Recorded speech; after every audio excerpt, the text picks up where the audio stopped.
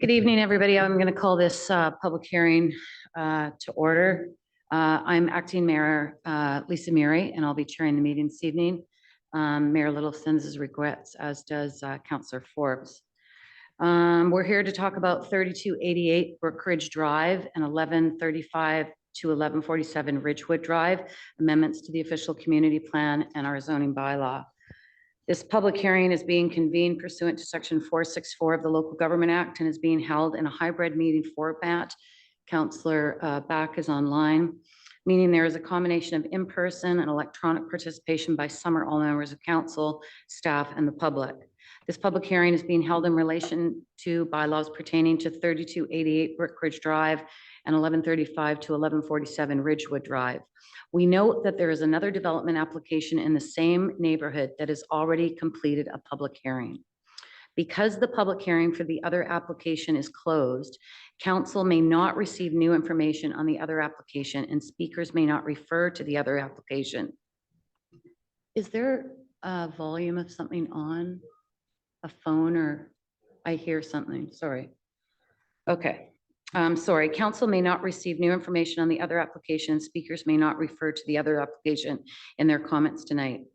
You may speak generally about the development in the area, but please remember that comments on that specific application are not permitted and cannot be entertained. Ensure that your comments remain firmly focused on the bylaws under consideration at this public hearing. The chair has established the following rules for this hearing. Number one, following the staff and applicant presentations, we will go through the established speakers list. At the end of the speakers list, the chair may call for any other speakers not on the speakers list. So if you haven't signed up, you'll be able to speak at the end. We'll make sure that you have an opportunity to speak.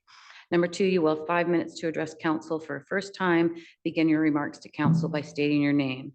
After everyone who wishes to speak has spoken once, is it this? Spoken once, speakers will then be allowed one additional 5-minute opportunity. Any additional presentations will only be allowed at the discretion of the chair. Please do not repeat information from your previous presentations and ensure your comments remain focused on the bylaws under consideration this evening. Number 5, if you have provided a written submission, there is no need to read it as it will have already been seen by council. You may summarize or briefly reiterate the highlights of your submission, but ensure your comments pertain to the bylaws under consideration at this hearing. In addition, if you do speak at the front table here and you have a written submission, you can place it in the black tray and that will be circulated to all of council. Number 6, all members of the audience are asked to be respectful of one another as diverse opinions are expressed. Council wishes to hear everyone's views in an open and partial forum. We would ask that you don't clap, cheer, any of those things in this chamber. Some important notes about public hearings. Council is here to listen to the public, not to debate the merits of the bylaws. Council may ask clarifying questions. We will do that on a break at 9 o'clock. If we're still here, council can submit questions to staff for answers afterwards. The clerk has a binder containing documents and submissions related to the bylaws which council has received and which you are welcome to review. This is available on the table next to the door, right over here, and online at dnv.org/agenda. Everyone at the hearing will be provided an opportunity to speak. If necessary, we will continue the hearing on a second night.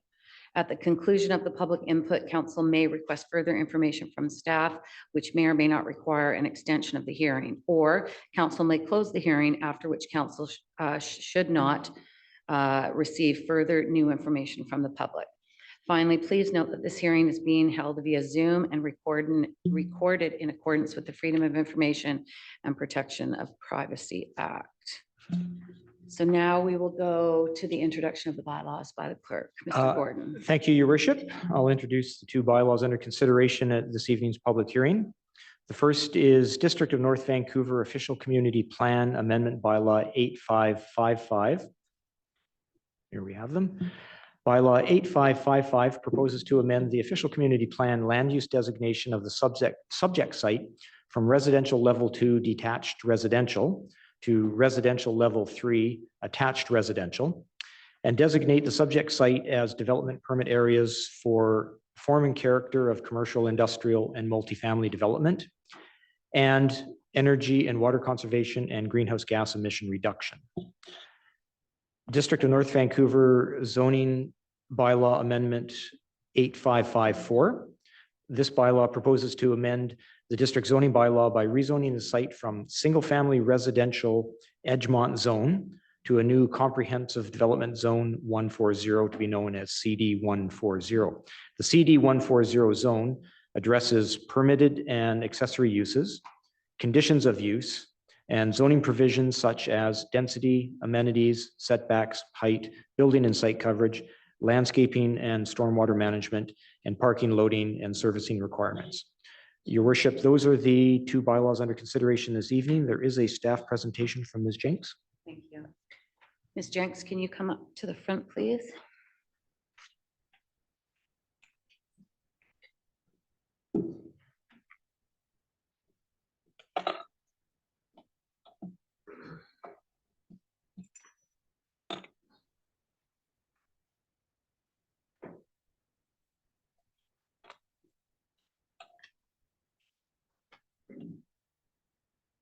All right. Good evening, Acting Mayor, members of council, and the public. My name is Taylor Jenks, and I'm a development planner with the district.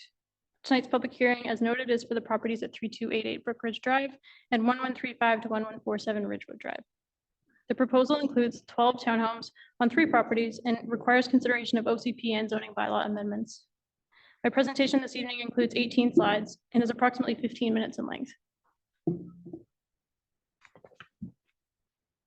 Associated with this proposal are 2 bylaws that are the subject of tonight's public hearing. First, bylaw 8554 proposes to amend the OCP designation from residential level 2 to residential level 3. And second, bylaw 8555 would rezone the site from single-family residential Edgemont zone to comprehensive development zone 140. The site is located at the corner of Brookridge Drive and Ridgewood Drive in the residential periphery of Edgemont Village. Ridgewood Drive is an arterial road connecting Capilano Road to Edgemont Village, and as such has higher pedestrian and vehicle traffic volumes than Brookridge, which is a local road.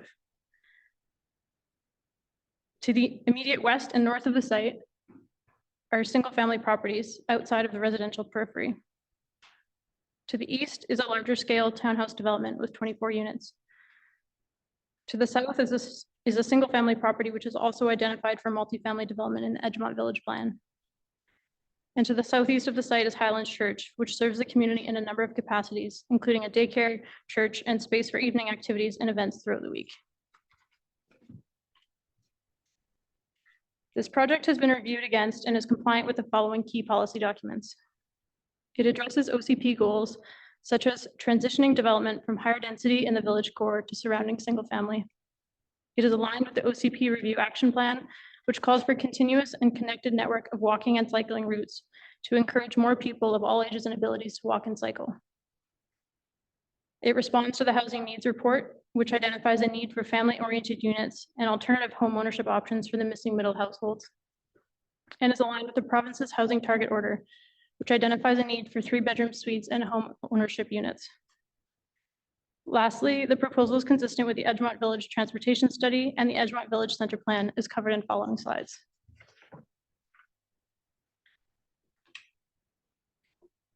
The site and its frontages serve as critical links in the district's transportation networks.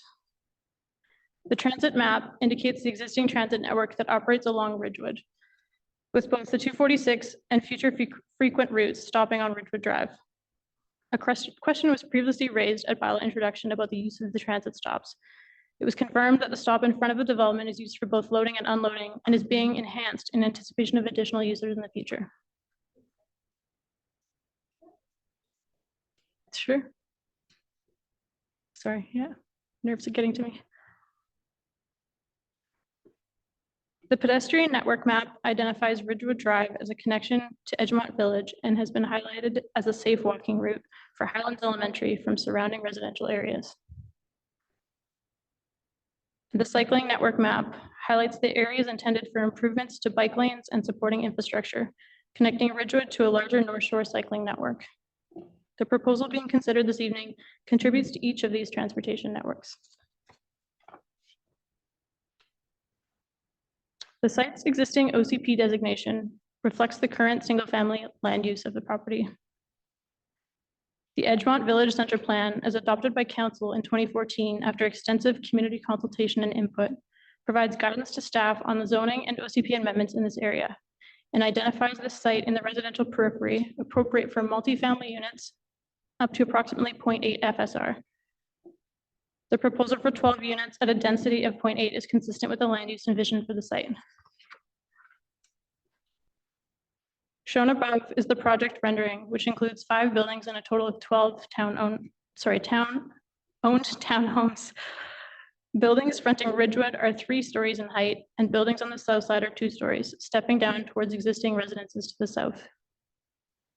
The proposed 12 units are 3-bedroom layouts ranging in size from approximately 1,800 to 2,000 square feet.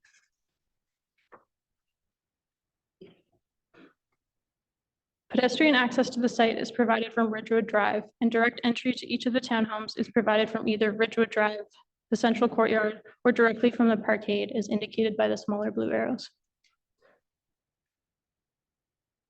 Vehicle access to the underground parking is located at the southwest corner of the site from Brookridge and will be discussed in later slides.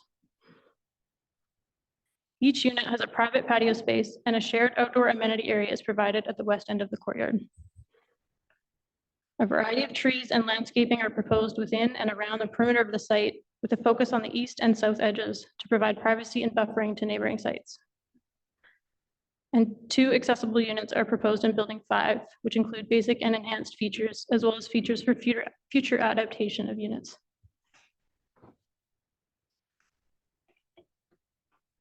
The proposal includes a total of 27 parking spaces, including 3 visitor stalls, 2 accessible stalls, and a vehicle wash station, all located in the underground.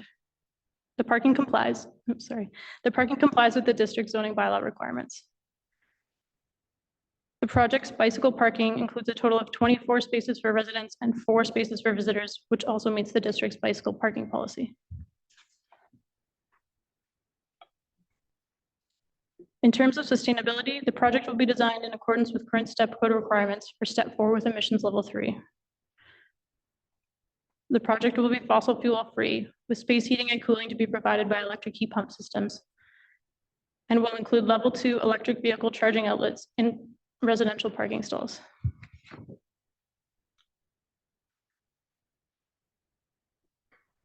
The project will be providing approximately $1.3 million in offsite upgrades, such as street lighting, sewer, water, and storm upgrades, and boulevard planting, as well as the following transportation infrastructure upgrades: a bike lane extension along Ridgewood Drive, a bus pullout and stop on Ridgewood, a new bus shelter on Ridgewood to accommodate current and future transit demands, new sidewalk along Brookridge and Ridgewood Drive, new crosswalk markings and letdowns at the intersection of Brookridge and Ridgewood to ensure safe pedestrian crossing to Edgemont Village, and dedicated parking pockets on both streets, which also ensures feasibility of 2-way vehicle movement on Brookridge. These improvements have been designed in accordance with the district's transportation policies and in coordination with external agencies such as TransLink.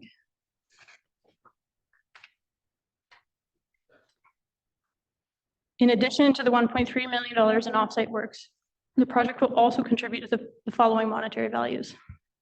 A community amenity contribution of nearly $336,000 is secured in CD 140 and will help support growth-related amenities in Edgemont.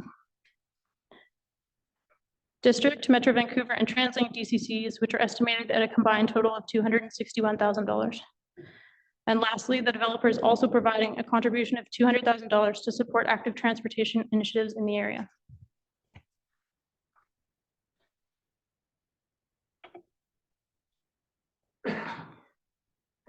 In this slide, I'm going to discuss the public consultation process, starting with a public information meeting, which was first held on February 15th of 2018. The applicant team worked to incorporate comments from the public and staff throughout the application, and neighbors were notified of the revisions to the application in January 2022 and June 2023. On October 16th, 2023, bylaws were introduced to council, and 22 written responses were provided in advance. As directed by council, staff and the applicant team coordinated an additional public input meeting, which was held on November 2nd. Notice of the meeting was sent to nearly 200 residents, including all of those on Brookridge, as well as those who had participated in the discussion at any point through the application, this exceeding the requirements of the district's notification policy. Notice for this evening's public hearing was delivered to the same extended area, and as of about 4:30 this afternoon, approximately 24 written submissions have been received, with more after the fact, I believe. In total, we've received approximately 73 responses to the project, with some respondents providing multiple pieces of input. A copy of all input is included in the public hearing binder, and I will summarize some of the comments in the following slides.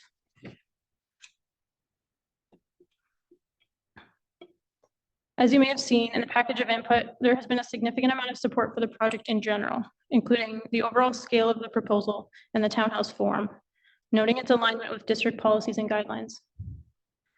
The project's contribution to housing stock in this high amenity area, noting the proximity to transit services, as well as serving as a benefit to the local business community. And lastly, support for the housing pipe, which accommodates families and seniors aging in place, a need that has been identified in the housing needs report, as well as provincial directives. I'm going to highlight 3 key concerns raised by the public and address them one by one. The first point we have heard is that there's an existing concern with traffic volumes and parking that predates the application. These concerns are largely due to community members using the local road to access Edgemont Village, as well as activities at Highlands, such as daycare, church services, evening meetings, and community events, amongst many others. 3 traffic studies have been provided for the application, dated 2017, 2019, and most recently, November 16th, 2023.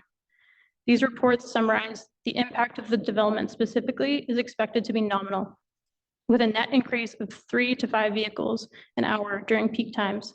That's only 1 car every 12 to 20 minutes.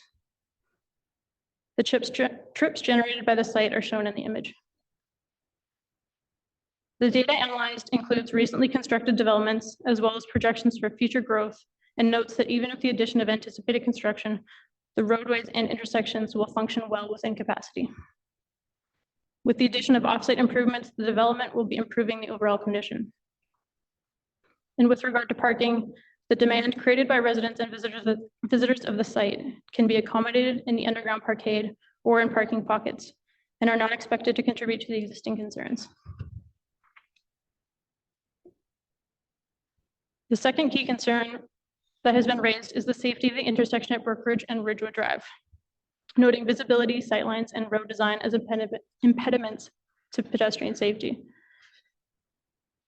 Amongst a list of substantial offsite improvements, the applicant has proposed upgrades to this intersection, such as the addition of crosswalk markings, the narrowing of the pedestrian crossing, addition of street lighting for visibility, sidewalk on both frontages, and the removal of parking along Brookridge Drive.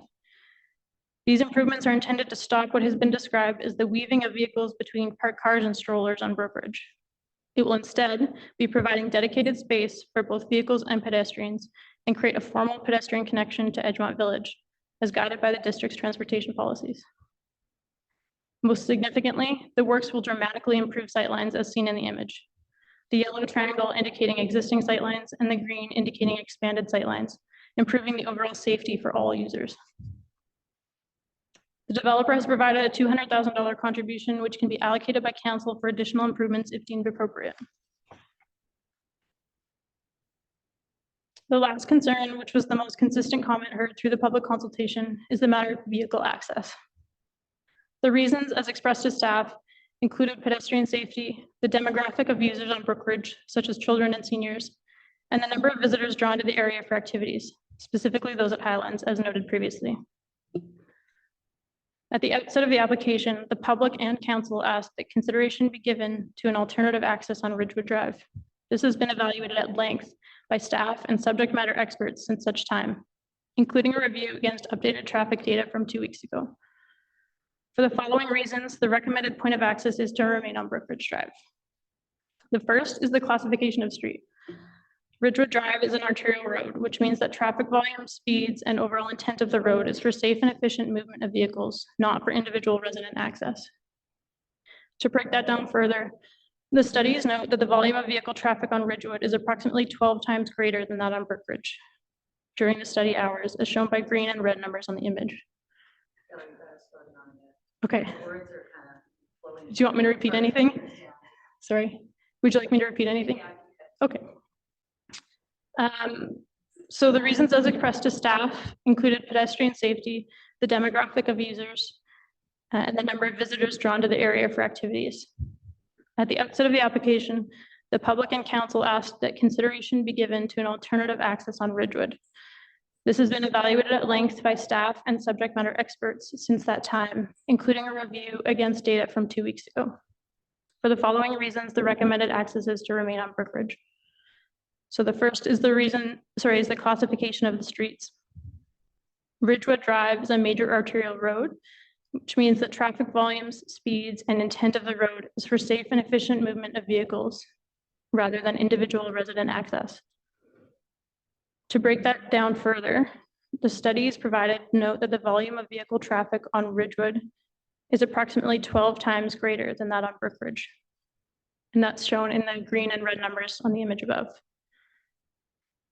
The volume of pedestrian traffic is also much higher on Ridgewood, with approximately 5 times as many pedestrians using Ridgewood Drive during study times.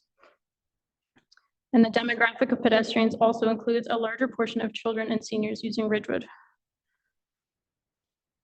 In addition to the above, the implementation of multiple transportation networks is focused on Ridgewood Drive directly adjacent to the site. This includes bus routes, bicycle lanes, and identified walking routes. Overall, the addition of significant offsite infrastructure works will improve the safety and functionality of Brookridge Drive and the intersection with Ridgewood. For the reasons noted above, access is recommended off of Brookridge for the safety of the community at large. In conclusion, the proposal tonight presents an opportunity for alternative housing options in close proximity to the village center and in accordance with district land use, transportation, and housing policies. The proposal under consideration would provide 12 townhomes in addition to significant offsite infrastructure improvements. This would be a net increase of 6 units from what is currently permitted on site. That concludes my presentation. The applicant will also be making a presentation, and staff and the team are available to answer questions. Does council have any questions for Ms. Jenks at this point? Nothing? Okay, thank you very much. Now we'll hear from the presentation by the applicant, Richard Whitstock, principal at Domus Homes, and Arthur Buse, architect, Old Wing Continuum Architects. Welcome.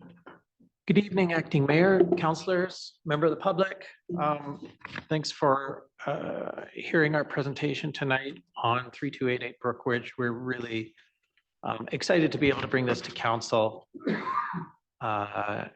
I don't want to say at long last, but it has been a while.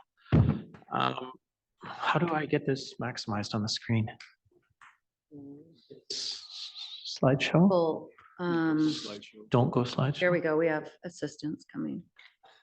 Thank you, Taylor. Do hit slideshow. All right. Perfect. Thank you. All right. So I'll be really brief. I'm just going to introduce our firm and the team. I believe we have Yulia Leem from Bunt Engineering available via Zoom. Is that correct? That's correct. Okay, excellent. So Domus is I'm a principal of Domus. We are a local development firm. My partners are all North Shore residents, as is my life partner, who was a District of North Vancouver, born and raised. We specialize in sort of the type of housing that we're proposing for Brookridge here. Townhouses, missing middle, young families. We also do a fair bit of rental housing in our portfolio, really just trying to create housing for, to use that overused term, missing middle, the young families from largely from the neighborhood, from the area, who are looking to set down roots in this great community. As Taylor's detailed, the project is making significant improvements to the pedestrian, cycling, and vehicular circulation infrastructure as part of the application. It's something we always really pay a lot of attention to in our applications. We pay careful attention to how our developments interact with our neighbors, the pedestrian realm, the public realm. And I think that comes through in the scale and in the massing and transition of this of the development. We expect the development, as I mentioned, to serve young families, or maybe not so young families. Largely, will have roots on the North Shore, want to come back to the North Shore. Maybe a single family home is out of reach for them, but this gives them good sized family accommodation, almost 2,000 square feet, walking distance to amenities. So we feel that this is definitely a segment of the marketplace that's not well served, especially in the Edgemont area. So we're hoping that we'll be able to bring this forward and be able to welcome 12 new families to the Edgemont neighborhood in our development. We also expect that some of our residents will probably be downsizers from the area. You'll note the two buildings at the south end of the site are two-story buildings that transition the massing down from the north side of the site on Ridgewood, where it's 3 stories. And a little bit narrower units. The 2 duplexes on the south half of the site really feel like those would be perfect for downsizers. Downsizing from a house still can bring their furniture, large rooms, large open spaces, those homes feel like houses, and have direct connections to their parking underneath. They have the ability to have elevators added to the homes. And I think with that, I'll just pass this on to Arthur, and he can speak in more detail to the technical aspects of our application. Thank you. Good evening, Acting Mayor, members of Council. My name is Arthur Boozy, and I'm Director of Practice with Baldwin Continuum Architects, and I've practiced here in the Lower Mainland for over 34 years now.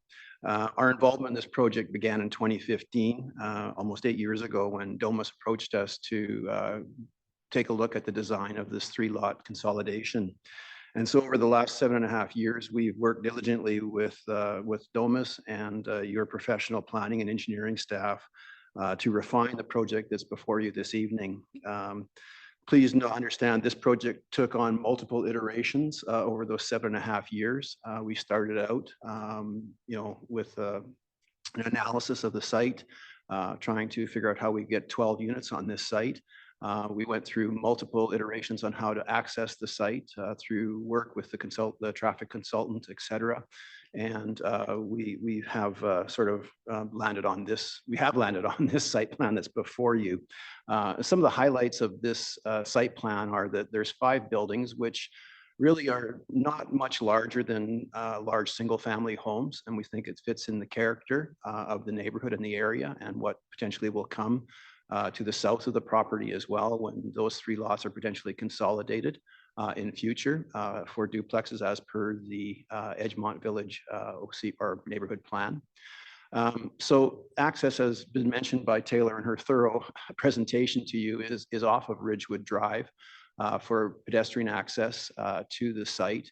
The site is split in an east-west direction with a landscape courtyard in between the 2 rows of the townhouses, as you can see, with a large outdoor amenity area off to the southwest part of the site, and that is also served by an access stair down into the underground parking structure, so that visitors, when they come to the site, can come up through that access stair into the central courtyard and then access any of the units that are there.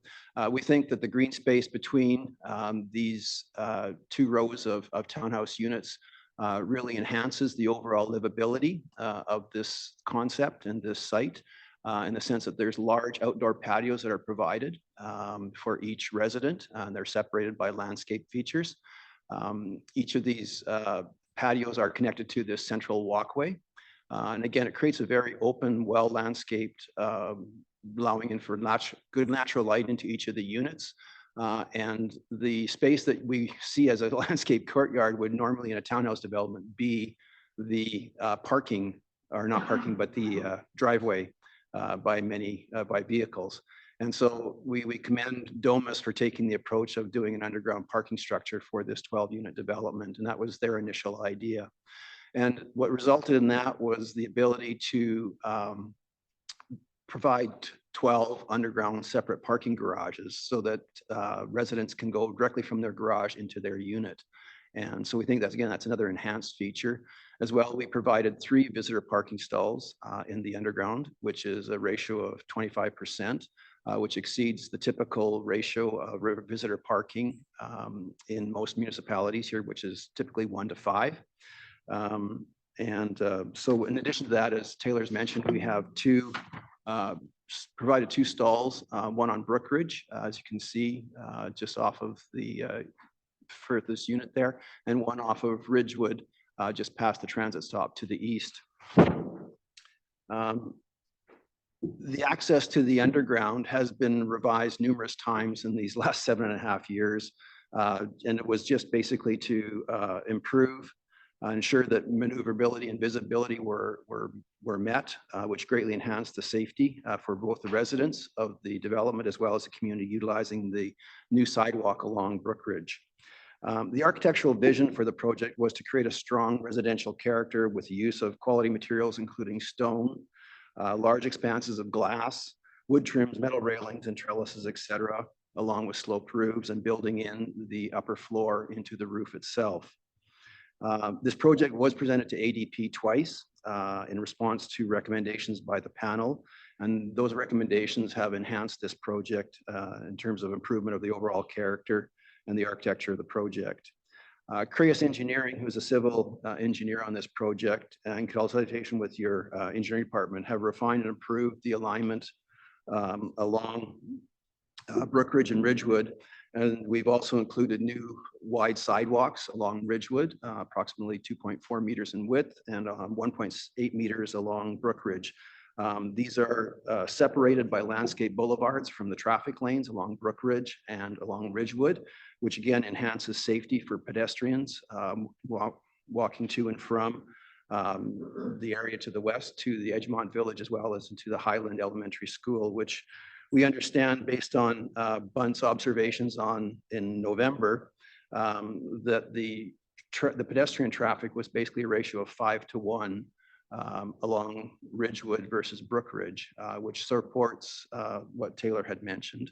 And so we find that, by putting an access off of, which has been proposed by some residents in the area, by putting an access off of Ridgewood, we would create a greater potential interaction between vehicles and pedestrians. And that's something from a safety perspective that we certainly want you to consider in your deliberations on this project.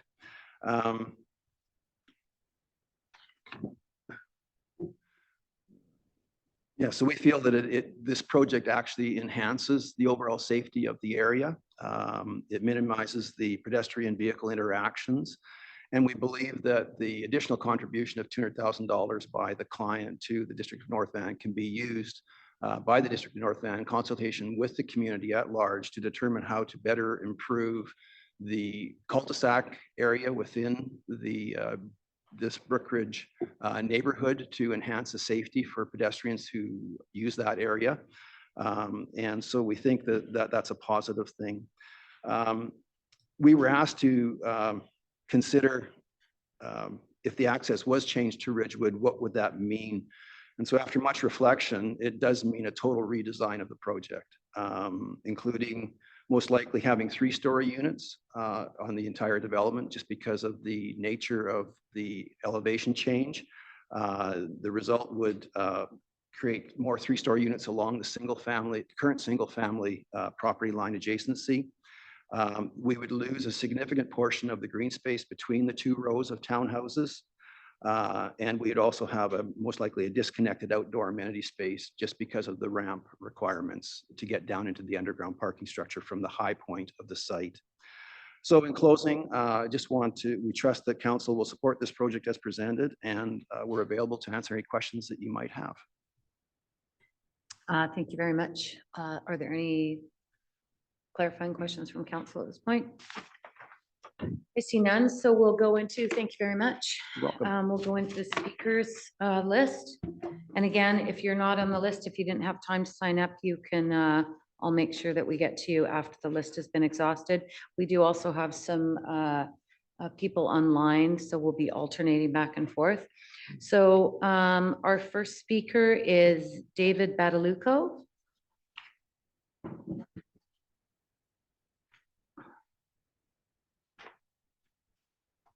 Thank you. Please excuse my ignorance. I've never been here or done this before, so Oh, if that's I okay. address you incorrectly, please forgive me. You have 5 minutes. Thank you. My name is David Badalucco. I've lived in the district of North Van for just over 51 years. So I've seen quite a few changes that have occurred here. I grew up in Lynn Valley. I currently live in the Brooksbank area, very close to the development that's currently undergoing at the bottom of Mountain Highway. So I'm well aware of all the developments and changes that have occurred in the district, including in Lynn Valley. There haven't been as many I've noticed in the Edgemont area, an area that I find actually quite nice and wouldn't mind getting into. I think most everything that I wanted to say was originally said by, I'm sorry, I forgot your name. Ms. Jenks. Ms. Jenks. Very well said. To me, it seems like a bit of a slam dunk, and I'm a little surprised that it's taken this long to actually come this far and nothing has yet happened. If we look at the official community plan, you know, one of the key issues was to address the lack of housing diversity and affordability. And it would seem to me that this development does just that. One of the main goals was to encourage and enable a diverse mix of housing type. Again, what this does, this is a small development of 12 units.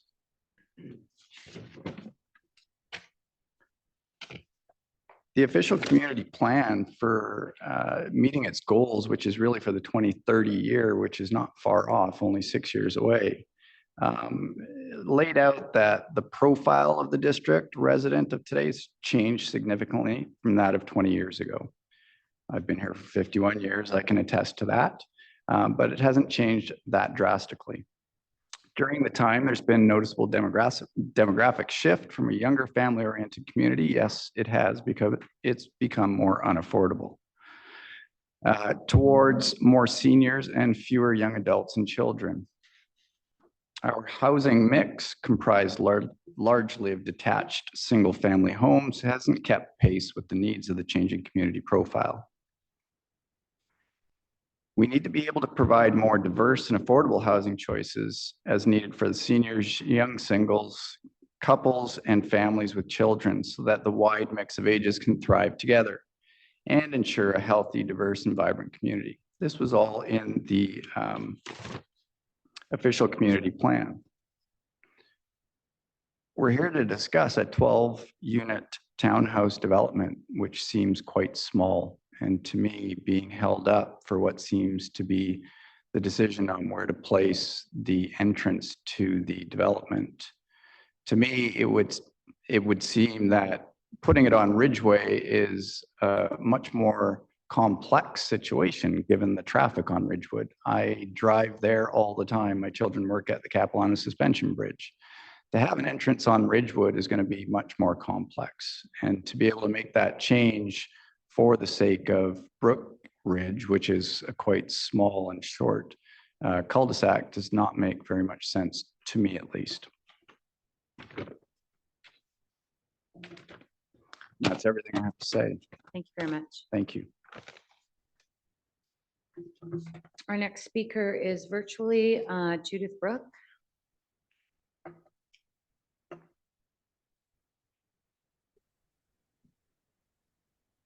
Hello, can you hear me?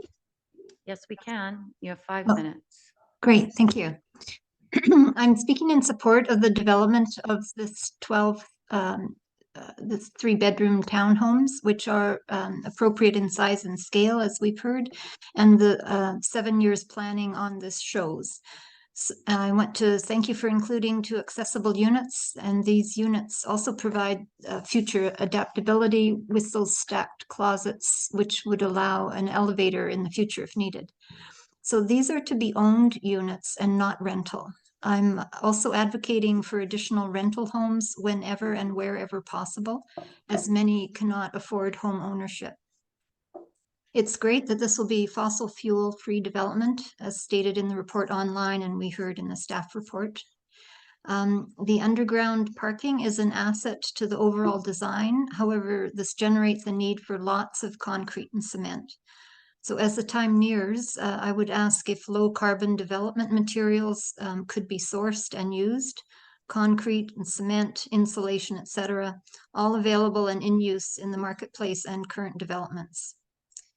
Installing solar panels on the roofs of each of the 5 buildings will lessen the load on BC Hydro as we all seek to electrify greater portions of our lives. Perhaps news to some, but we do have ample sunshine in North Vancouver with many installations, including the one I'll mention, December 2020 reporting of the installation by the First Nations, the Tsleil-Waututh Nation on Aldercourt near Dollarton Highway with 350 panels. And over 30 years, they are expecting to see energy cost savings of over $895,000. So this would be a benefit to this project as well. Thank you for your time and for this opportunity. Thank you very much. Our next speaker again is virtual, John Cryer.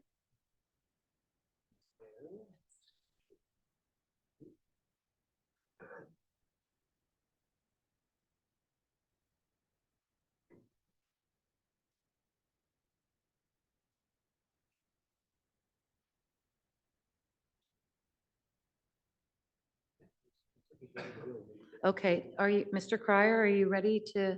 I am. Can you hear me? Okay, go ahead. Yes, we can. Okay. Welcome. Go ahead. You have 5 minutes. Hello, my name is John Cryer. I'm a resident of the area, a lifelong resident of British Columbia, and in my mid 70s, I'm appreciating the growth of British Columbia, you know, to the tune of like 200,000 people per year, and housing being really tight.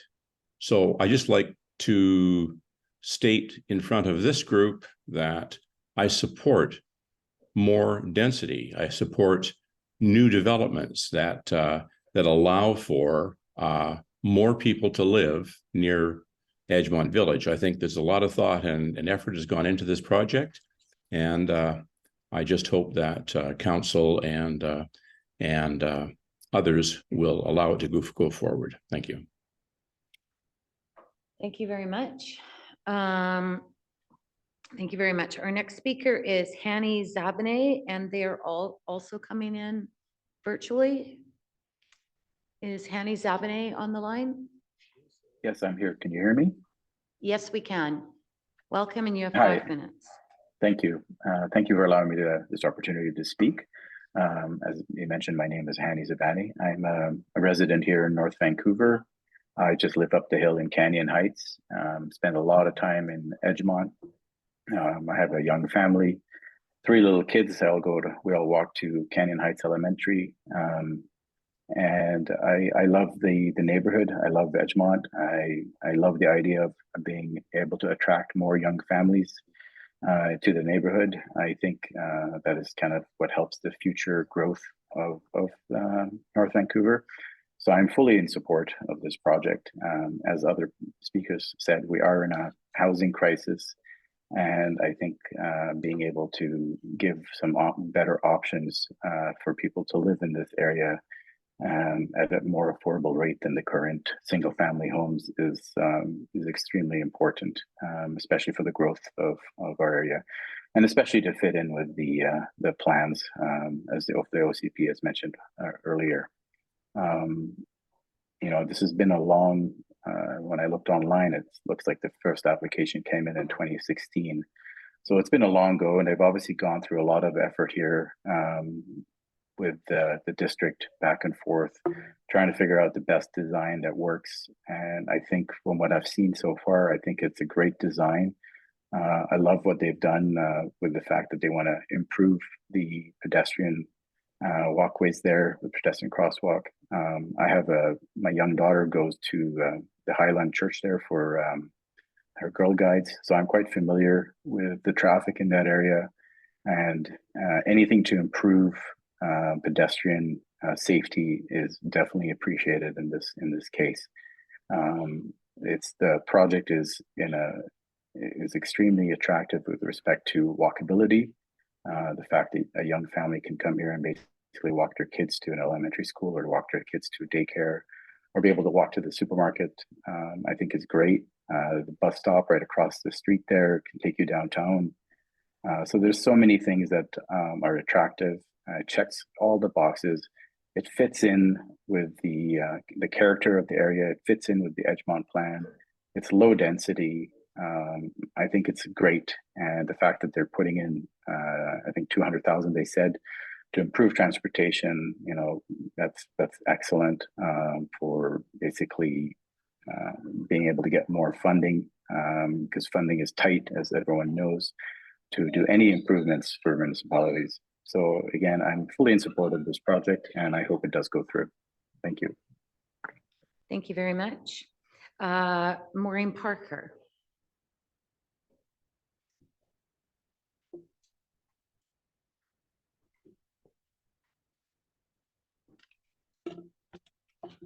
Welcome. You have 5 minutes. Good evening, Acting Mayor Little. Would it be possible to hand out a map just to? Yeah, we can have the clerk hand it out for us. If you could just bring it up here and then the clerk can hand it out to all of council. Thank you. I find, sorry. The reason for the map is I find it a little bit hard to visualize how close the intersection of Brookridge and Ridgewood is to the proposed parking access on Brookridge. My name is Maureen Parker and I'm a resident or homeowner on Brookridge Drive. I want to speak about the development to give reasons why we oppose the parking access being on Brookridge Drive. It would have been nice to see Taylor's report prior to the meeting because it changed a lot of things that I wanted to say. A few items are contradictory to what the residents feel. We feel that there hasn't been any recent traffic count on Brookridge, and we haven't had access to be able to see any report, even though several neighbors have asked for it. We were not given access to any recent report. Also, the bus stop, according to developer study, is used only as a drop-off, according to their own study, and not being used for pickup, and it is very, very infrequently used. If you want to encourage walking and cycling, then having access on parking access on Brookridge is extremely dangerous, because as it is now, it is used very, very extensively for kids, families, seniors to walk into Edgemont Village using Brookridge. And right now it's already very congested in that area, extremely dangerous. And adding adding an access for parking there would just make it all the more dangerous. The access is literally, as you notice on that map, is literally one house parking lot from that busy intersection of Ridgewood and Brookridge. And there's already precedent for an access being put onto Ridgewood with the other development. And it actually slows traffic down on Ridgewood, which is really nice for us on Brookridge, trying to get out and coming into Brookridge, because it's very difficult because it is a very congested street with people coming into the village, and it's very difficult to get out and in Brookridge, and then having cars stop for access would make it all the more challenging. We already know, we've seen evidence as fire trucks and ambulances having challenges accessing Brookridge. Is very narrow, poor sight lines, very curvy, old street. Agreed, again, Brookridge seems like a quiet cul-de-sac, but as people have already mentioned, it has a parking access to a multi-functioned church. It has preschool, daycare, high school, Vancouver chamber music facilities, and on and on and on. So, so I think again, we just would like you to give it more thoughts from actually coming to the street, seeing it at busy peak hours, which some of you have already done, but we would like you to give it a lot of serious thought, because we already feel it's dangerous, and we feel that putting parking access would make it increasingly dangerous. One more thing I would like to ask, if it's possible. It was very hard. A lot of our residents are away on holidays, but several have shown up tonight to show their support in asking that you change the access from Brookridge to Ridgewood. I'm wondering if the people that are here tonight, if we could invite them to stand so you can see how many people are here with concerns.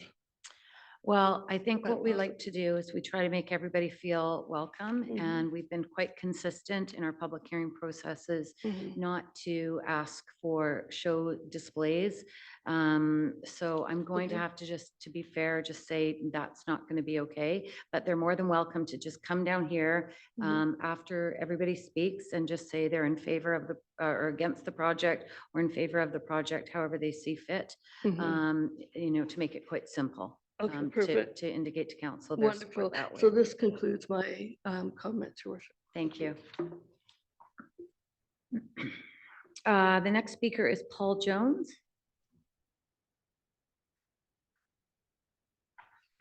Thank you.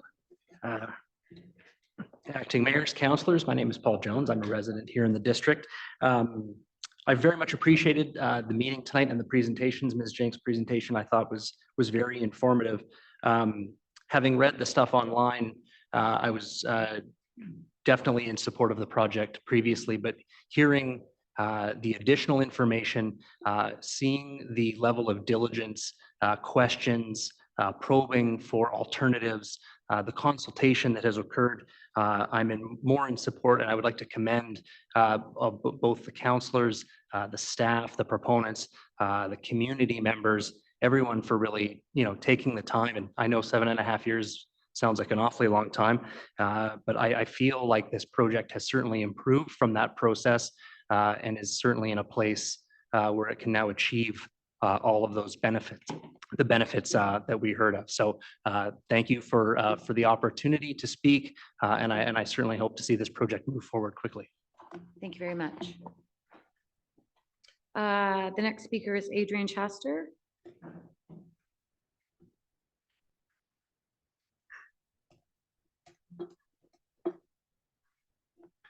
Your Worship, members of council. I live at 3044 Crescent View Drive, just off the village. And I will skip my credentials. You've heard them fairly recently. I'm speaking in favor of this project. And I have a written piece that's in the materials. It's fabulous writing. I recommend it. And so I won't go through it in any detail. There's a couple of points that I'd like to raise. Mr. Chester, just speak a little bit Yes, I'm closer to sorry. the I'll mic. speak. It's a little hard to hear you. Sorry. All right. The project meets the OCP. It meets the village plan, and I discussed that in detail in my piece. Two things I had thought to raise. One is this new government policy out of Victoria to do with increasing density. And in my materials is a quote from a press release from the Premier's office. And basically they say for what they describe as larger lots, which they describe as 5,000 square feet or more, they would like to see they'll permit 6 units per lot, as long as public transit is nearby. Well, we know public transit's on Ridgewood right there. And there are 3 lots here, so that would be 18 units. So there would indeed be, it would be enticing for the developer to stand back. And I was interested to see in the materials that they just presented that they said precisely that.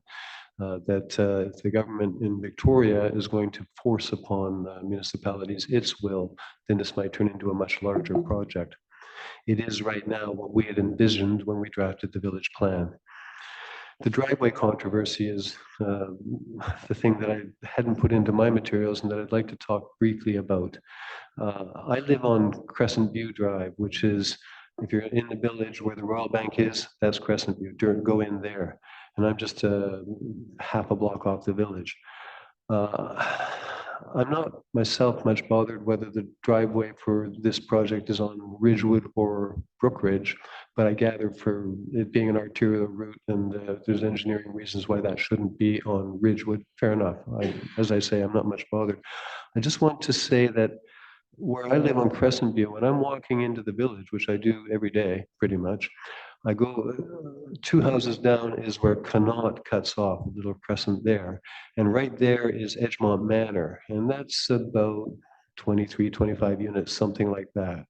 And I can say that you don't see much in the way of traffic going in and out of that driveway. It's just not something that happens much. Certainly, I've never seen anything that would amount to congestion there. Now, right next door on the corner of Crescent View and Connaught is that new project by Mike Rakis, and I think they calls it the Crescent View, and it's about 23 units. And the 2 driveways for those 2 projects are side by side. And I can say that still, when I walk there, you'll see the odd car going into one of them or coming out of one of them, but there is no congestion. It just doesn't happen. So if I live on a street where there's 2 developments with the better part of 50 units, and they don't create any congestion, then just around the corner at Brookridge, a development of 12 units, I say with respect to all of the people that live there, is not going to add much in the way of congestion. Thank you. Thank you very much. So, yeah. Yeah. So that ends the speaking list. And I'm going to alternate between those in the audience that would like to come forward and those online. So is there anybody that would like to speak a first time that's here in the audience? Yes. Come forward, please, then. And then I see one in the back, couple in the back.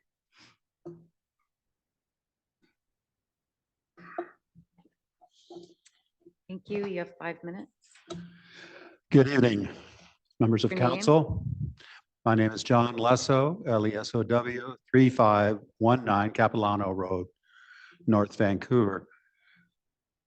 I would like to comment on something that my friend Adrian Chester just mentioned about the necessity to increase density from the provincial government. In other words, you do this or you're going to get in trouble. You may wish to consider what the City of Langley is doing, because it was on TV tonight, that Bill 44 is not necessarily going to be followed by certain parts of the City of Langley. They're challenging it. And I would suggest that the District of North Vancouver do the same. I don't like the idea of doing something because the government tells you you should do it and it's for your own good. Check that out. I think that the District of Langley is just a starting point for communities that are saying, wait a minute, you're not going to tell us how to densify our neighborhoods in light of your mandates. Okay, that being said, I sent a memo to council earlier today along with a number of photographs that I took of this site. This proposal needs to be scaled back to less than 1/2 of the proposed density, 6 units. Or abandoned completely and starting over. It's completely inappropriate for the area. The proposed units are not affordable by any measure for prospective residents. I haven't heard anything tonight in terms of the price of these units, but I doubt if they would fit the category of affordability, nor are they rentals. The slope side is inappropriate for more than a duplex or at most triplex development. The 30 underground parking spaces are on this constricted building site are excessive, and access to a parking garage through a single-family neighborhood is just bad planning. This project fails to meet any rational climate goals. If council is truly interested in preserving green space, they would leave the site as it is and allow for minimal development and retention of the existing mature, healthy trees that are on the site. Construction on a busy thoroughfare, specifically Ridgewood, and right next to a bus stop would be disruptive of local traffic into and out of Edgemont, which has taken an inordinate share of construction fatigue over the past decade. You speak of traffic studies. Have any real traffic studies been done on this? It's quite speculative to me. I would challenge the traffic studies that are done. And have council members actually walked this site recently and considered the inordinate scale of the project and the disruptive effect of construction on the immediate neighborhood? Who really benefits from the addition of 12 multi-million-dollar townhomes crammed into a small, formerly single-family area? Really, the community? School-age children? Do you really need 12 units there to make this work? I suggest it could be 6. You could still do it. But there is an unsettling trend in the Edgemont area regarding rezoning and development. You ask for more than you can possibly get and settle for the highest number of units that you can cram into a neighborhood. Now, I spoke earlier about other developments, and you said, refrain from commenting on anything under consideration. However, I would say that there is, speaking generally, another proposal further up Ridgewood where the developer wanted 32 units. And I had suggested, well, on 4 single-family lots, perhaps. Mr. Lesso, yeah, we're not going to allow any more comments about the project further up the road because it is a closed public hearing and council is not able to hear any more information. And you may simply be repeating information that you already presented at the previous hearing, but just to be on the safe side, we just don't want to discuss it at all. Councilmember Murray, we're speaking generically here. We're not talking about any specific, development by name, and nor did I present any information on that development. Mr. Lesso, you did refer to the development up the street, which was clearly laid out in the preamble to this meeting. So carry on, Mr. Lesso. If you could just stick to the comments in regards to this application, I'd appreciate it. Thank you. Certainly. So I suggest again that council reconsider the number of units that are being proposed and have them from 12 to 6. It's not going to be the end of the world if you have a lesser development in a single family area. And I think that some of the projections that you have of this being a wonderful place for everybody are highly overblown. Thank you. Thank you very much. Okay, now I saw a couple up here in the back. So we'll go to this gentleman on the left and then the one at the table in the very back next. And do we have anybody online? We have no online. And then down here in the middle, we've got lots of time. There's no hockey game on. It's just after 8. Welcome, just your name. My name's Eric Waltz. I'm a resident on Brookridge. I would just like to point out, I think there's support for the development in general. The concern is the access of the driveway and the parking lot. Again, it's also, as a resident there who's further down the street, it's more an issue that we see on the community. And I think you're hearing it from that road because we see the dangers of the parking in that area and the traffic that comes through there. I also understand that there are some mitigations that have been done, but what I would just ask the council to consider is that you're hearing a lot of local community concern about the access way there. I know there have been traffic studies and there's a talk about how little traffic is actually coming in and out. So I would suggest what I'm not hearing is any concern other than from the developer on the access way on Ridgewood. It would still be safe. And what you are hearing is serious concern from the community who experiences that roadway all the time. If there is community concern about the Ridgewood access, I would ask that we hear it or be alerted to it. Otherwise, I would ask the council to seriously consider what the community is saying with regard to the access. Thank you.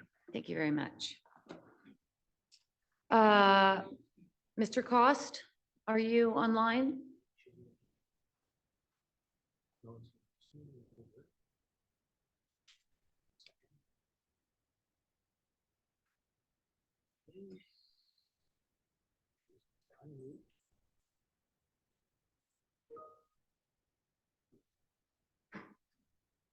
I've unmuted. Finally, it did put me online, so you should be Yeah, able I think, to hear me. we can hear you, Mr. Cost. Can you hear us? Yes, I can. And I'll start Okay. you as well, since I like to be in view of things. Seems more natural that way. Good evening, Your Worship, and members of council. My name is Corey Cost. I live at 2851 Colwood Drive, which is quite close, but on the other side of Edgemont Village. And I've lived there for almost 50 years and immensely enjoy the privilege of living near this area. I want to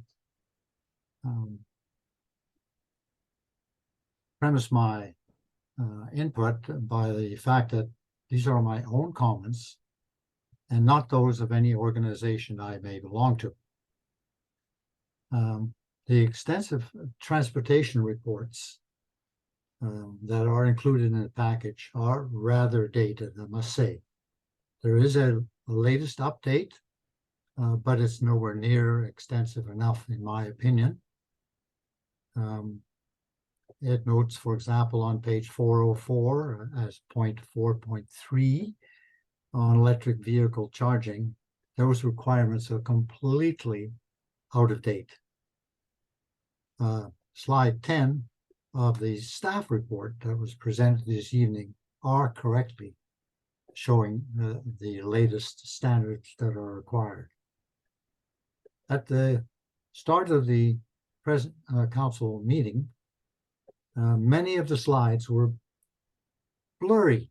I've never seen that before, and quite substandard and useless for conveying information.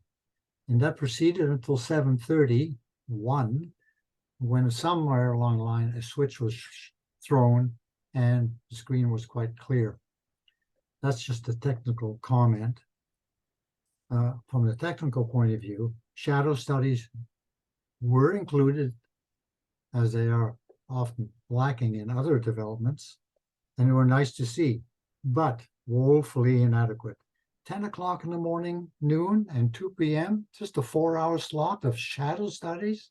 What happened to the rest of the day? Especially, there are times in a year when the days are at least 16 hours long and you're doing a sampling of only 4 hours. Certainly, it'd be nice to see what the shadows look like on December 21st. Now, the province, as stated by others, allows up to 6 units on a 5,000 square foot lot. But nowhere in the legislation could I find that it actually forces people to actually build 6 units on any property. That's still up to, it just allows it. It's up to the individual and the individual developer to determine what they would like to build. Anyway, those are just a few of my comments. I certainly think the overall project is really in line with what the community has said they were wanting to have. And as is my usual habit, I tend to defer to the neighborhood and the neighborhood studies that were done on projects as my preference for being supportive. Thank you. Thank you, Mr. Cost. So now we're going to go to the back table. Come on down. And then we'll go here, and then we're going to go into the back row and then over there again. Welcome. You have 5 minutes. Just give your name. Yeah, Rubens Rahim, live off Paisley. I just wanted to express my support for this development. We're in a housing crisis and we need to have much more housing. Also, just wanted to express concern. It's taking 7.5 years to get a 12-unit townhouse development approved in the district, and we're not even at the approval state yet. If we're going to address the housing crisis, we're going to have to work faster than that.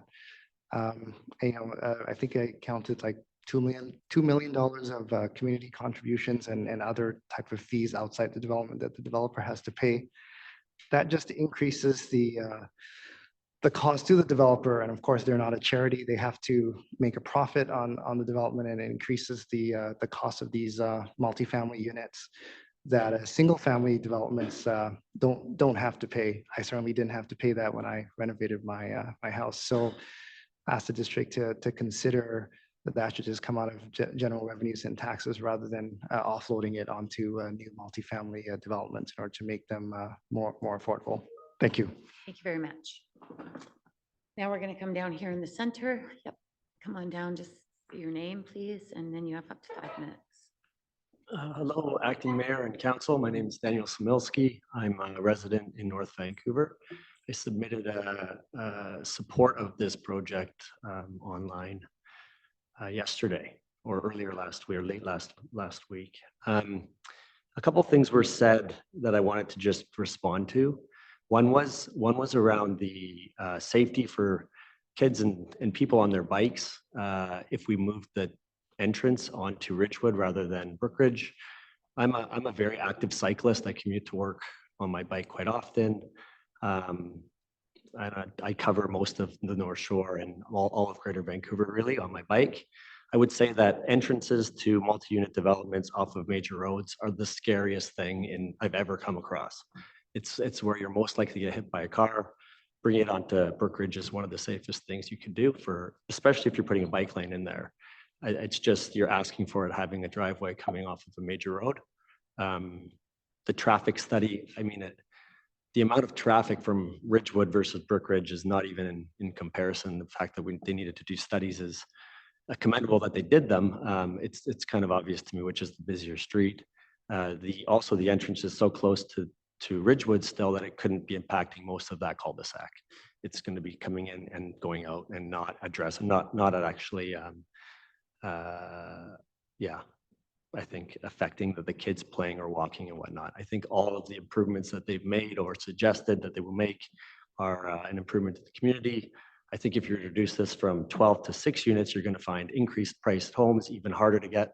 So even if they are, the area is expensive. The fact that they can build it or split it into 12 will make them more affordable than making them into 6. I think that's just basic economics if it's going to go forward.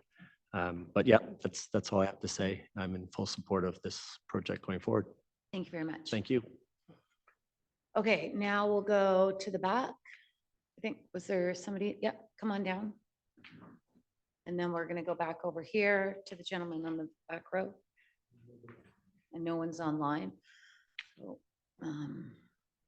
you, welcome, you have 5 minutes. Just your name. Hi, my name's Krista Butchess, and I live directly across the street from this proposed development, and I'm in support of it. I would prefer to see the parking access, I should say, moved to Ridgewood, but not at the cost of redevelopment of the entire project, only to have 3 stories directly in front of a single detached house, which is our house. I think the change in grade from the 3 stories and then coming down to 2 stories directly across from us makes the most sense to me. And I think the developer's done a pretty good job of addressing the concerns at the end of Brookridge by opening up the sightlines and making sure that you guys are adding a sidewalk there, which I think actually would be really, really helpful to the kids that are all coming through and everyone that's going through the church and cutting into the village that way. So I support it. I just wanted to let everyone know. Thank you very much. Thanks. Okay, now we'll go to the gentleman in the back row. Still no one online. Okay.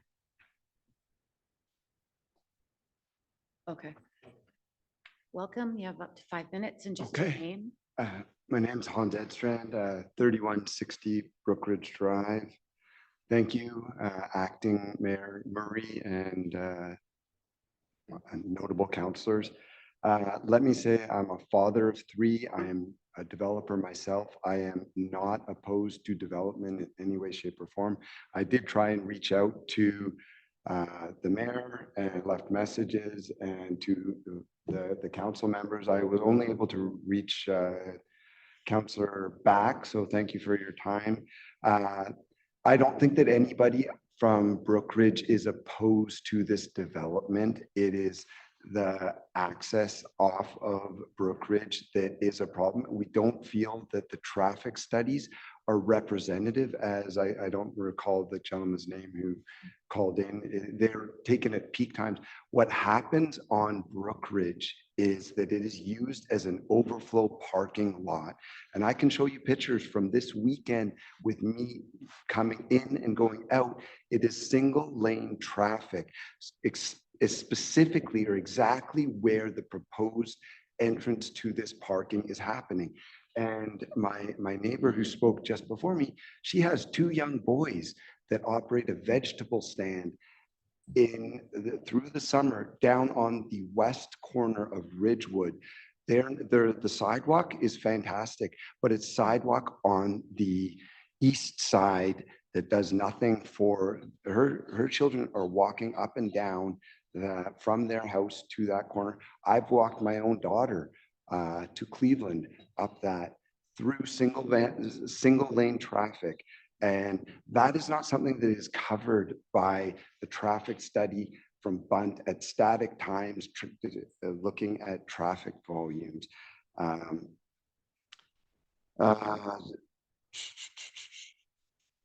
There's already precedent from the Boffo development with unfettered access off Ridgewood. I understand, I have had conversations with district staff where they have noted that the developer is not opposed to the changing the access. I'm not going to sell anybody down the river here by naming who it is, but that was the feedback that I received from district staff, that the developer is not opposed to that. And I don't think it's a relevant comparison to compare this to the types of development that exist off Connaught and Crescent View, because if you look at what those projects are, it's a completely different demographic, particularly the first one, which I think is Connaught. That it's a completely different demographic and it's in a different spot.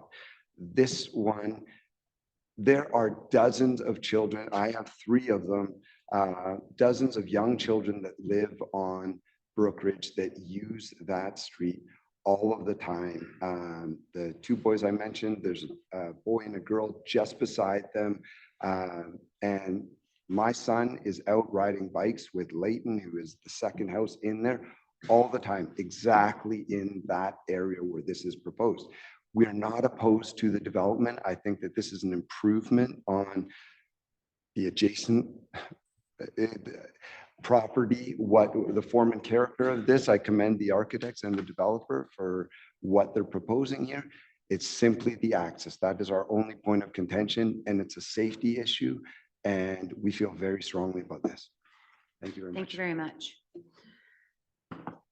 Okay, do we have any people online? No hands online. Is there any? Okay, so we're going to go here and then we're going to go to the back corner. So just need your name and then up to 5 minutes. Good evening. My name is John Duffy. I live on Paisley Road, just around the corner from the proposed development.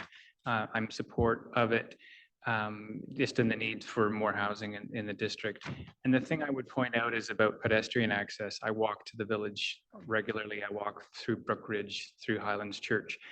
And the addition of a crosswalk on Brookridge and at Brookridge and a sidewalk on the east side of Brookridge, I think would be a major improvement for pedestrian access. As it is now, that corner is a little bit of a risk when you're, because it's a bit of a blind corner, and it is very narrow. And right now, pedestrians are forced to walk in traffic along there because there's no sidewalk. So that would be an improvement from my point of view. Thanks very much. Thank you very much. And now in the back row.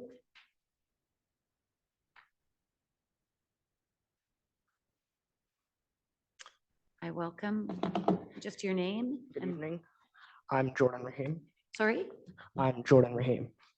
So first off, I'm in complete and full support of this project.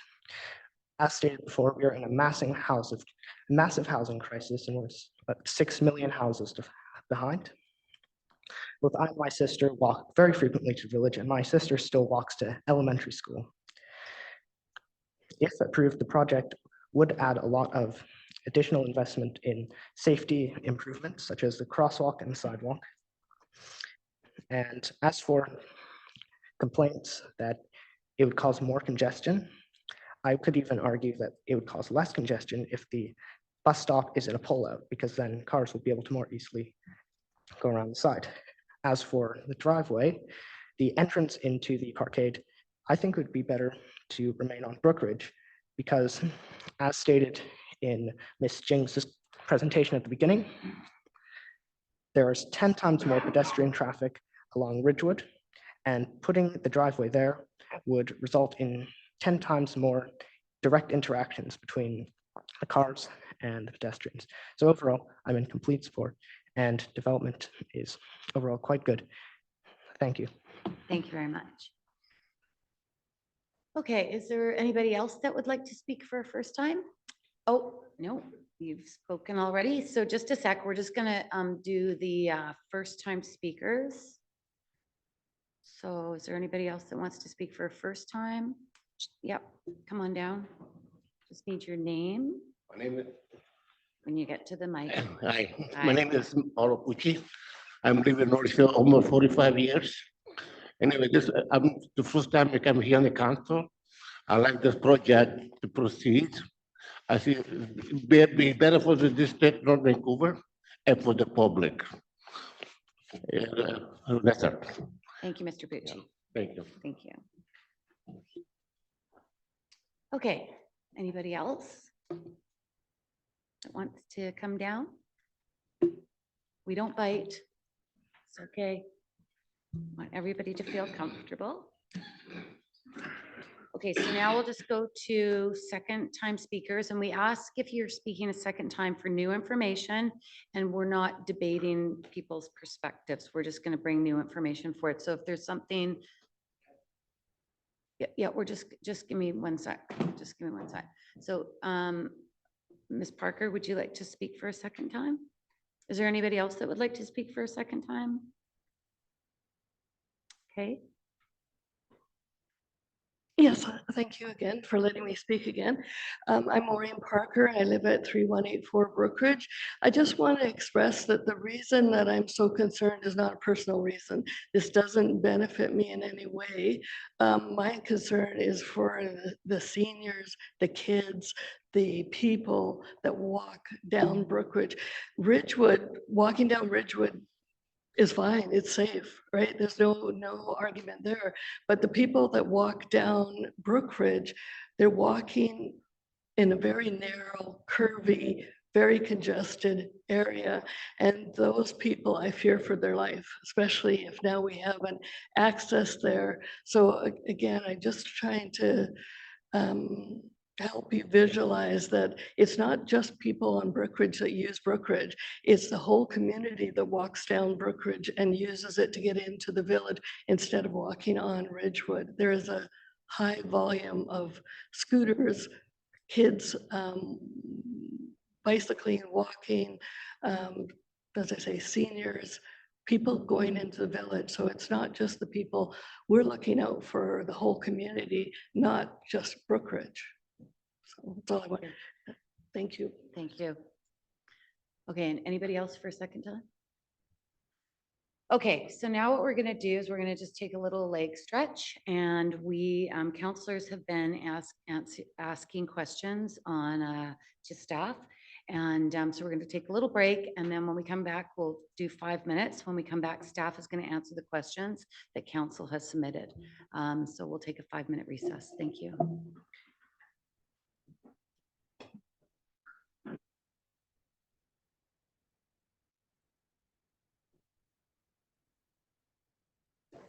Okay, so we're gonna continue on with this hearing. Staff have come back.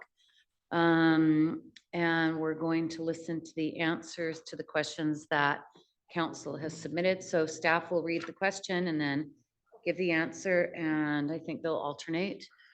So Miss Jenks or Yang Zhen, and just turn your mic on, and we're gonna speak slowly I will speak very slowly. Well, not Acting that slowly, Mayor but and somewhere in the Council. middle. We received 8 questions from Mayor and Council. And I'm gonna start with answering the first question, and I'll pass it on to Ms. Jenks. So the first question is that what are the implications from a design and application process perspective if the entrance to the parkade was relocated from Brookridge Drive to Ridgewood Drive? So the driveway relocation will necessitate a complete redesign. When this topic was raised with the applicant, as they have stated in their presentation, saying that as part of the redesign, likely the building height will need to be raised. And this is to allow the access from Ridgewood, which is a higher grades. And as a result of that access point, then the height redistribution of the buildings will likely shift, and so is possible additional density. So obviously the final implication can only be known once the final design is presented to staff. So from a process perspective, because this will mean the CD bylaw will need to be revised, height and density provision will need to be revised. This means going back to the drawing board for the applicant, a new staff review is required and a new public hearing.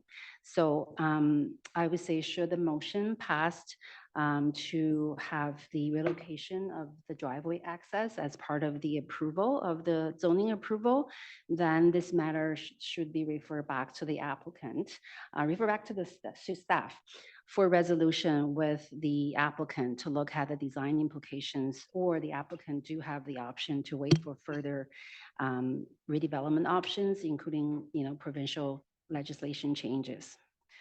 So I'm just going to interject. I just want to ask one more clarifying question so we're clear on the process. Could that be also discussed at second reading without a proviso? Because the development permit would it could allow council to consider changes to the driveway through the development permit, but because it would have to go through a redesign, it would trigger a new hearing. So that could be discussed at second reading if council was interested. There doesn't necessarily need to be a proviso added into a motion this evening prior to closing. Is that correct? yes, you can close the public hearing, but what I would advise is that we have discussed this matter with the applicant. The applicant pretty much definitively said that the CD zone cannot stand. So the CD zone needs to be revised. That means a new hearing. So. Thank you. Mr. Gordon, do you have anything to add to that? No, Your Worship. I think the topic's been hit on the head. The public hearing is for the scope as presented at first reading.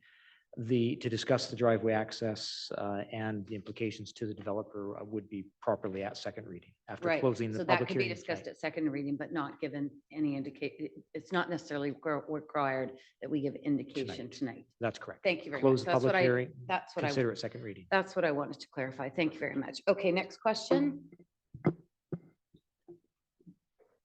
Thank you, Acting Mayor. A question was posed that if the entrance remains in the location that is proposed, what potential road safety improvements could be made to Brookridge? And an additional question was asked about sidewalk and parking pockets. In addition to sidewalk and parking pockets, what other safety measures can be taken? So I'll answer those together if that's okay. As stated in the staff presentation, significant improvements are proposed along both Ridgewood and Brookridge, such as improvements to the pedestrian route, which is focused along Ridgewood Drive. Lower. And intended by the pedestrian plan. These include crosswalk markings, improved sightlines, removal of existing driveways on Ridgewood, and the distinction of pedestrian, bicycle, and vehicle user space, thereby improving overall safety. On Brookridge Drive specifically, sidewalk improvements, a widening of the effective drive aisles, and dedicated parking pockets will remove vehicles scattered along the roadway and will also contribute significantly to pedestrian safety. If additional improvements are something the residents would like to explore, this is best done through a formal consultation process with the district and the $200,000 being contributed by the developer can be utilized by such if directed by council. Okay. Another question was asked about whether the $200,000 is an optional contribution by the applicant. So as part of negotiation with any rezoning, off-site improvements can be offered. The application did include additional sidewalk portions on Brookridge Drive to improve safety. However, after consultation with neighbors, there was little consensus on the desire for such. The applicant instead volunteered the $200,000 for future use by the district. A question was asked about why staff determined that those $200,000 be contributed for the surrounding area as opposed to being used in the immediate area to address traffic concerns. The response is that staff have indicated the contribution can be used for any active transportation improvements, but we will not determine where it is to be used. The location and type of improvement can be determined by council in the capital plan with input from the neighborhood. Staff welcome neighbors and the Edgemont Village area residents' feedback on such. Okay. It was asked whether the updated report was attached to the application on the website, and I believe this is referring to the updated Bunt report. These reports are not typically included on the development project's websites. They were, however, made available to the public in the public hearing binder. Oh. And they were forwarded to the neighbors who asked for a copy. So it wasn't attached to it.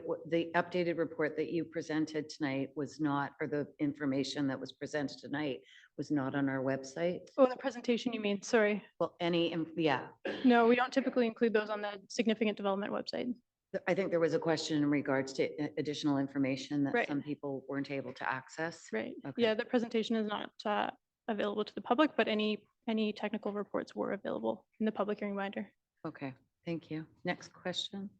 Sure. The question was asked about why no concerns were raised on the neighboring site on Ridgewood Drive with egress and ingress being provided off of Ridgewood. So the access was evaluated at the time, and it was recommended in the safest location based on the same evaluation criteria used for this application. Oh. The key issue with the other was the proximity to the busy intersection. So it should be noted that Edgemont Walk, as the development is called, is at the corner of Ridgewood and Edgemont. While both are arterial roads, one is the village's main street. And in that case, the access is less impactful and therefore safer on Ridgewood. Okay. A question was asked about whether the traffic study from Bunt was updated from the original application. The report was in fact revised based on data collected on November 16th, 2023, and reflects recent build out as well as projected growth. But the entire traffic report was not updated as it was presented in the original application. I can ask the staff from Bunt to reply to that if they'd like, but it's my understanding that the report was updated. Could we just get the Bunt representative to answer that question? Hi, welcome. I think you're just muted. There you go. We're just wondering if the original report from 2018 had been updated in November, like, like revised, or not just updated, but was there a new process in regards to that traffic study? Yes, Your Worship, the traffic study has been updated. All the traffic analysis has been updated using the new traffic counts data that was collected in November 16, 2023. So the whole analysis was based on that new data set. Okay, thank you. It's also my understanding that Bunt included pedestrian counts, which were requested by the public for analysis. So I don't know if Yuli would like to speak to that further, but that's an additional comment. Correct. So we have also collected additional data, which included the demographic of the pedestrians crossing Brookridge as well as Ridge. Okay, thank you very much.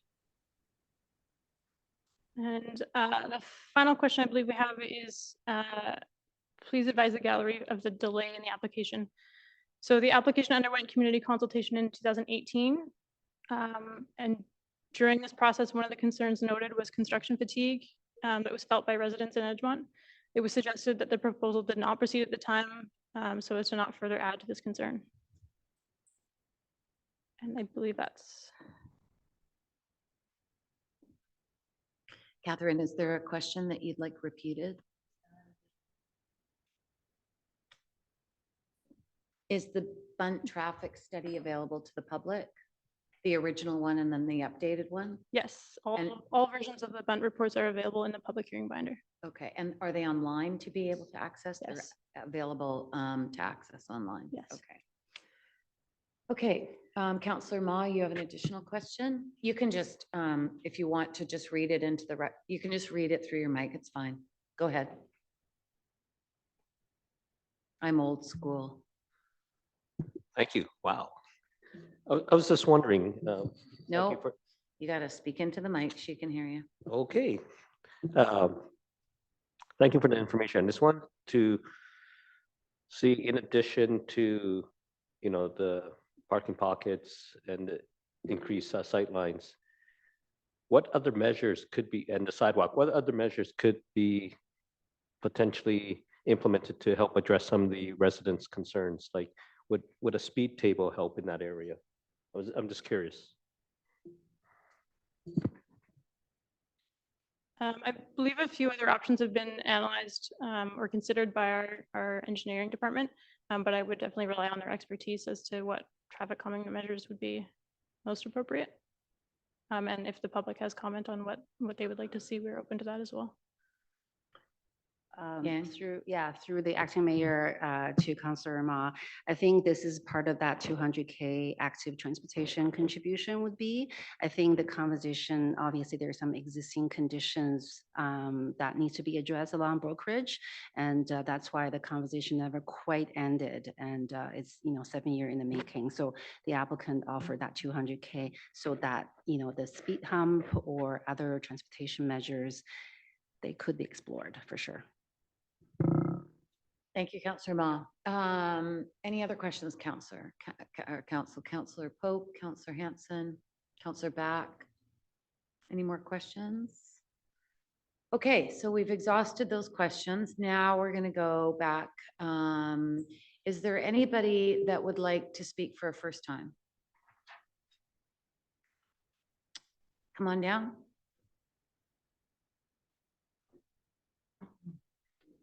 Welcome. We'll just need your name. You have up to 5 minutes. Hi, my name is Robert Parker. I live at 3184 Brookridge Drive, right behind the United Church on the roundabout. I just want to ask about the, I guess, engineering and car count for going down Brookridge.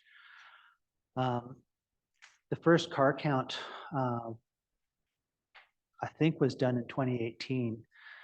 And I haven't seen, I saw them when they were laid down. I've been on the street for 20 years. And it was done during a time in the summer when the church, which we call the community center, was closed. And I don't think that any studies that you've done really show the true fact of the amount of cars that actually go down that place. On a building that can hold 300 people, and I think, I'm not sure of my whether I've got this right or not, but I think there's only about 45 parking stalls at the church, the United Church, but the place holds 300 people. You can understand that Brookridge gets overwhelmed with parking, becomes very narrow, and that a lot of the drop-offs and pickups are 3-year-olds, 5-year-olds, mothers in their vans walking to and from that roundabout, very close to where that parking entrance is coming and going. There's also a high school. There's young Boy Scouts, Girl Scouts evenings. There's constant people coming and going, and different groups coming and going and surrounding that place and parking, which makes the sight lines extremely difficult going down Brookridge. And that's why it's so narrow, and people are worried about people walking down there. So I really don't feel that the District of North Vancouver has done justice on counting the amount of cars going down Brookridge, because when I saw it, it was done when the church was closed during summertime. High school was out, daycare was out, music classes were out, yoga was out, everyone was closed down. It was a very quiet time. And I actually laughed to myself, what's the district doing, putting it there when the church is closed down, counting cars on Brookridge Drive? I really don't think anyone really knows the scope of that dangerous corner that's not a true right angle. That driveway is going to come out on a bend, on a point. The engineer actually said, or one of the developers said, that it would be very easy for us to blow a hole out onto Ridgewood and take that condo and stick it over there. Bob's your uncle. You got a driveway going onto Ridgewood. Take that condo and stick it over there where that entrance is. What's the difference? It's a bit of cement that way or that way. No big deal. And as far as they're saying that they're going to have to go up in height and various arduous replannings, doesn't sound like it to me, with me having talked to some of the developers that are, I talked to him on the street there, and he just, yeah, it's just as easy as taking a condo from there and putting it there. Then we've got a new entrance and access, the safety of Brookridge, the overwhelmed Brookridge with the church and the community center with 45 parking lots and 300 people visiting.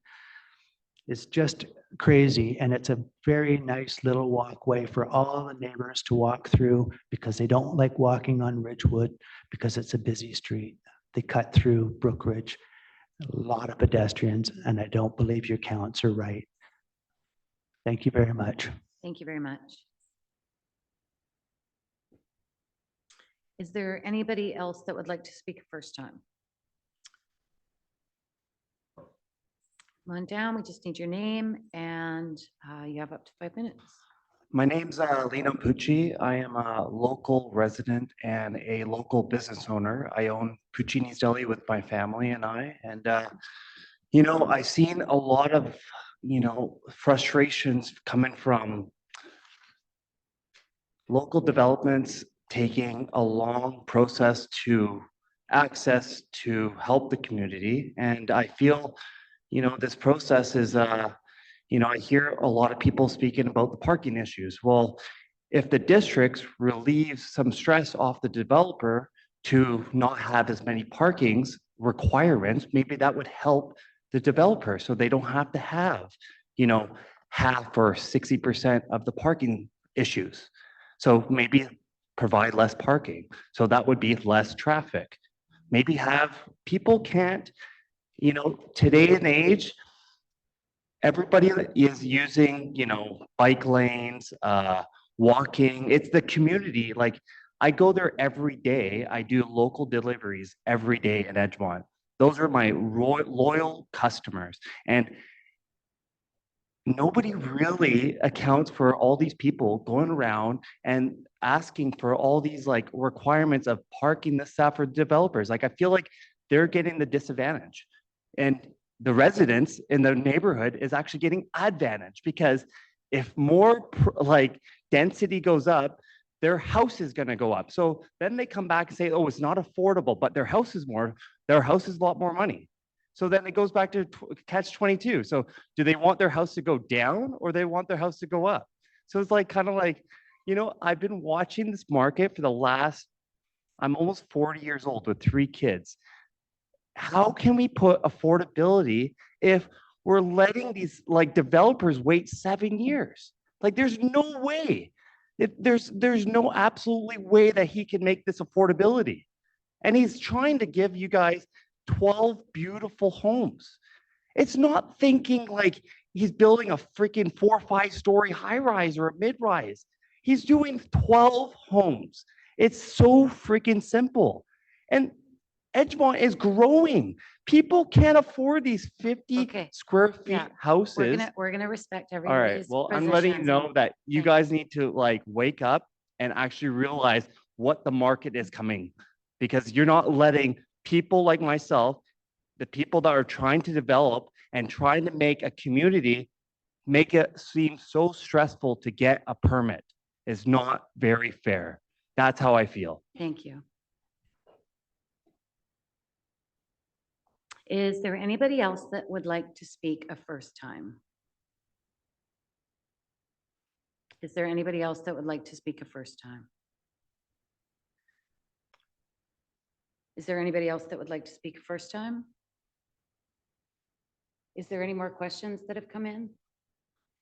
Yes, Acting Mayor, there's one more question that come in, and this is about can Bond Associate provide information with regards to the time that were taken for the traffic counts in November. So I'm going to take a first stab at this, and then I'll pass it on to you, Leah. So the latest count was indeed conducted in November during the weekdays, and the morning peak hour is stated at 8:15 to 9:15 a.m. And then the PM peak hour is from 2:45 to 3:45 PM.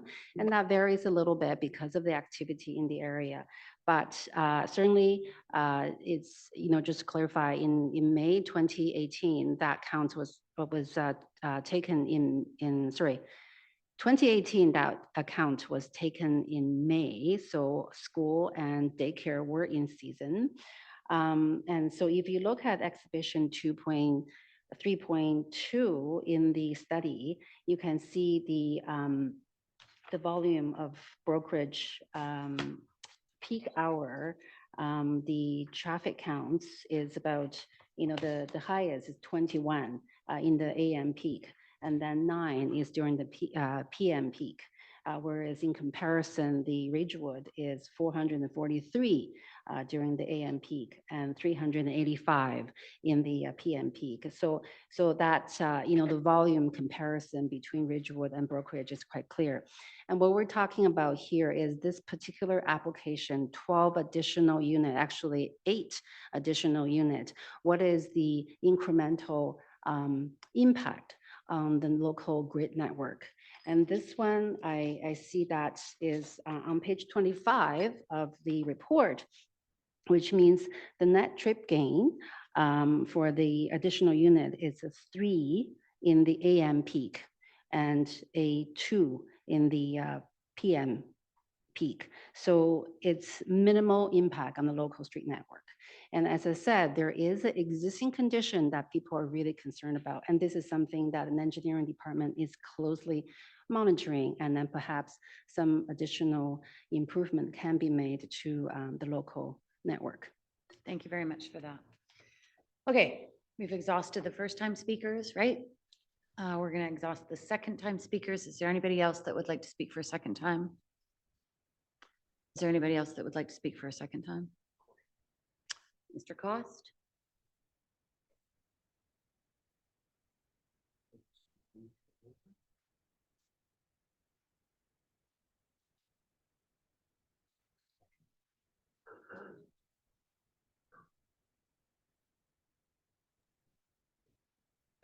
Good evening again. There's been a little point in the back of my mind to do with memory, I guess. When you get to this age, it's sometimes often hard to remember specifics of all the council meetings that I've attended. But here's what my thoughts are. When this development went forward at Edgemont and Ridgewood, the one to the east of this one, I understood at that time when that development went in that there would be provision for a future joint access between what was then now the already built and what is going to be proposed here. What I think council should look in what happened to that concept of a joint driveway accessing both of these developments, one which now exists and has to the west its access off of Ridgewood, and this one here, which was supposed to have access on the east side abutting the already existing multi-family unit on Ridgeway. I think it's important to look back at the information package that was provided at the time that the 1100 block of Ridgewood was built. That's all I wanted to mention. Thank you. Thank you, Mr. Cost. Thank you, Mr. Cost. Okay. Anybody else for a second time? Is there anybody else that would like to speak for a third time? Is there anybody else that would like to speak for a third time? Is there anybody else that would like to speak for a third time? Council, I have no more speakers on the list. Are there any more questions that council has? No more questions. Council, Councillor Hampson? I propose that we bring a motion that this public hearing be closed and the matter be referred to second and third reading at the soonest date to be found. Is there a seconder, Councillor Ma? Thank you. Do we have a Councillor Ma? Do we have a date, Mr. Gordon, as to when this will come back? As a matter of fact, Your Worship, no, we don't have that set yet.